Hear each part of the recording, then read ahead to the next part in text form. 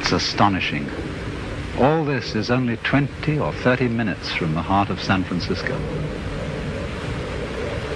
Not a human habitation in sight anywhere. I've been living out here for some months to write and to absorb an atmosphere that is different from the city, to try and find out what is the essential difference between the world of nature and the world of man. Because there's an obvious difference, like the difference of artistic styles. No one, for example, would confuse a painting by Leonardo with a painting by Picasso, or music by Bach with music by Shostakovich. And in the same way, there seems to be a complete difference of style between the things that human beings do and the things that nature does, even though human beings are themselves part of nature. On the one hand, nature is wiggly. Everything wiggles. The outlines of the hills, the shapes of the trees, the way the wind brushes the grass, the clouds, the tracks of streams. It all wiggles. And for some reason or other, we find wiggly things very difficult to keep track of. And you know, we say to people, keep still so that I can see you. Keep still for the camera. And we say, well, let's get things straightened out. Let's get this ironed out. Let's get it all squared away. And then somehow we think we understand things when we have translated them into terms of straight lines and squares. Maybe that's why they call rather rigid people squares. But it doesn't fit nature. You know, wherever human beings have been around and done their thing, you find rectangles. We live in boxes. Our streets, especially across states like Kansas and Nebraska, are laid out in a grid pattern. Why, they even dropped a grid pattern on top of San Francisco with all those hills so that cars run away. Because it seems that the human being really has a very simple kind of mind. And all this wiggliness is too complicated. I don't think it really is complicated. Because after all, it's very simple to move, say to raise something or to open and close your hand. It's perfectly easy because we don't have to think about it. Things become complicated only when we think about them. And that's because we're trying to translate them into a form of life which is very much simpler and cruder than the forms of life we're talking about. A triangle is very much simpler and cruder than a mountain, even though you may represent a mountain with a triangle. Human beings are just as wiggly as nature, and our brains are an incredible mess of wiggles. And that's the part of ourselves that we understand least of all. I'm afraid the problem is partly due to Mr. Euclid, who invented geometry, because he didn't really measure the Earth. He measured and gave us ideas about the very simple forms in his own mind. And perhaps we should come to the conclusion that he really had a rather weak intellect. Because sometimes when I'm in the middle of all this, I feel as if I were in the middle of an amazing brain. In other words, the brain is a network of interconnected neurons. And each one of those neurons is a fairly simple affair because it either fires or it doesn't fire. It gives you the message on or off, yes or no. But what we call things, the plants, birds, trees, are far more complicated than a neuron, and there are billions of them. And they are all living together in a network. Just as there is an interdependence of flowers and bees, where there are no flowers, there are no bees, and where there are no bees, there are no flowers. They're really one organism. And so in the same way, everything in nature depends on everything else. So it's interconnected. And so the many, many patterns of interconnections lock it all together into a unity, which is, however, much too complicated for us to think about, except in very, very simple, crude ways. But I am part of all this. I am, as it were, one of the cells in this tremendous brain, which I can't understand, because the part cannot comprehend the whole.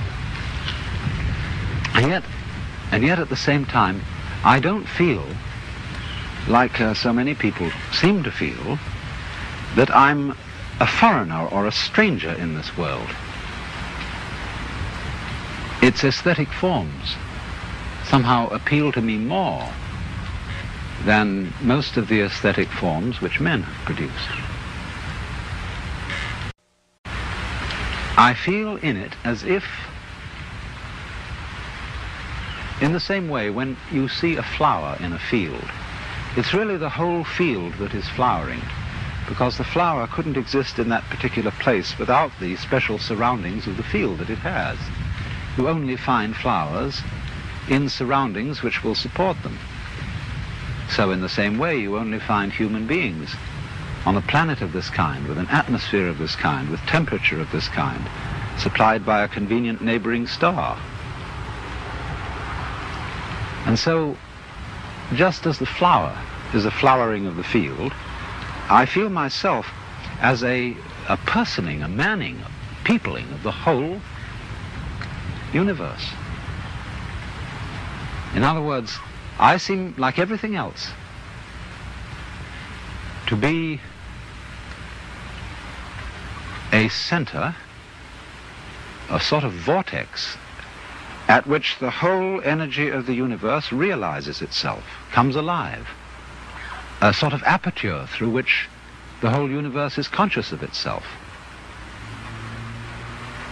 In other words, I go with it as a center to a circumference. You know, the astrologers, in theory at least, may not have been so far wrong when, in trying to draw a picture of a human mind or soul, they drew a very crude map of the whole universe centered on the time and place of the birth of that particular person. It's not a bad idea, but I don't think the astrologers know how to read their maps, because the maps are too crude. But the essential point is obviously that each one of us, not only human beings, but every leaf, every weed,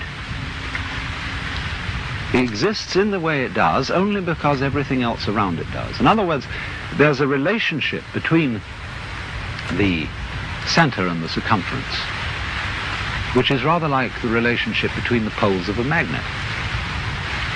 Without the center, no circumference. Without the circumference, no center. And although we say of poles that they're the poles apart, that is to say, extremely different,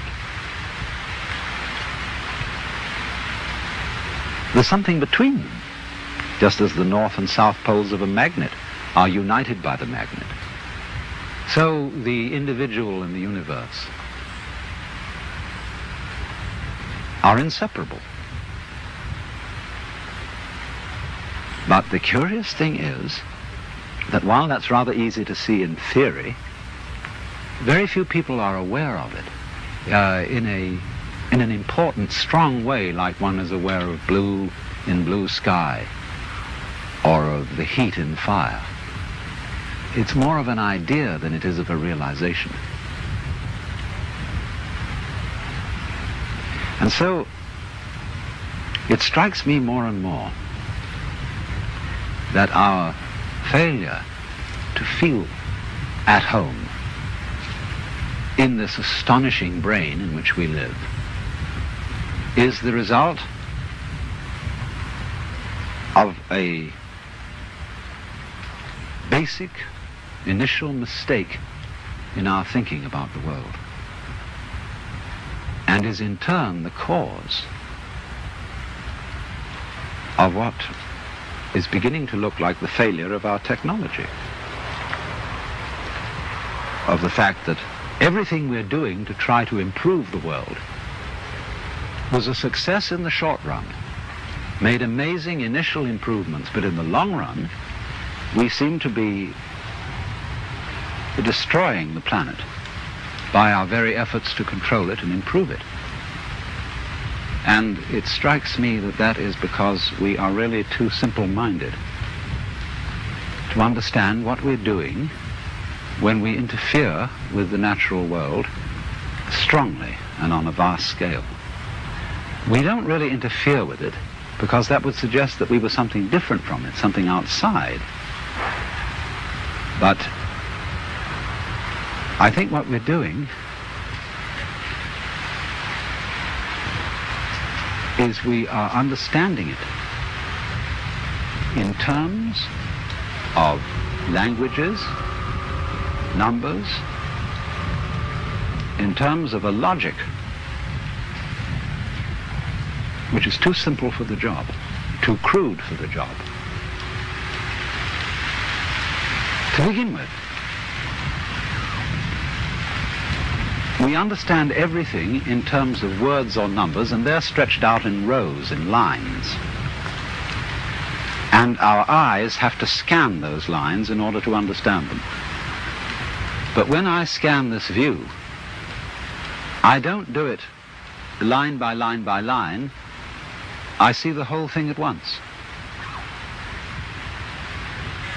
I take it in with, as it were, a wide-angle lens. But when I try to understand the world through literature and through mathematics, I have to scan lines. You know, that's why it takes us so long to get educated in school, because our eyes have to scan and organize miles and miles of print. And that takes us 20 years or more to get through it. But life happens, changes go on too rapidly for that. Because you see, in the world, everything is happening all together everywhere at once. And meanwhile, we, with our myopic little minds, are working it out step by step. Of course, we are greatly assisted by the rapidity of the computer.